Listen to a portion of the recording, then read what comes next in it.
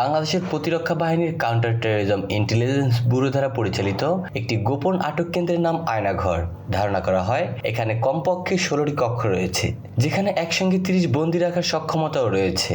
আয়নাঘরটি বাংলাদেশের ঢাকা সেনানিবাস এলাকায় অবস্থিত বলে ধারণা করা হয়। আয়নাঘর শুনতে যতটা সাদামাটা, ঠিক ততটাই রহস্যময়। শেখ হাসিনার শাসনামলে তৈরি এই আয়নাঘরেই রাখা হতো গুম করে রাখা মানুষদেরকে। হাসিনার শাসনকালে 2009 সাল থেকে 2021 সালের সেপ্টেম্বর পর্যন্ত এখানে মোট 605 জনকে গোপনে বন্দী করে রাখা হয়েছিল।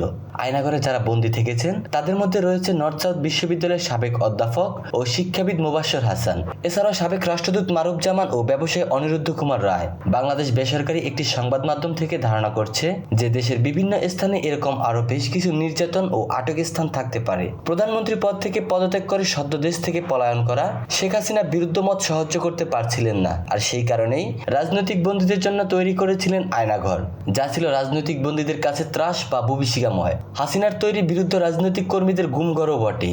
প্রতিবাদীদের কণ্ঠরোধ করার একটি উপায় এই আয়নাঘর। সারা দেশে ডিজিএফআই এর 23টি গোপন আটক কেন্দ্র রয়েছে, যার মধ্যে বেশ কয়েকটি রয়েছে ঢাকায়।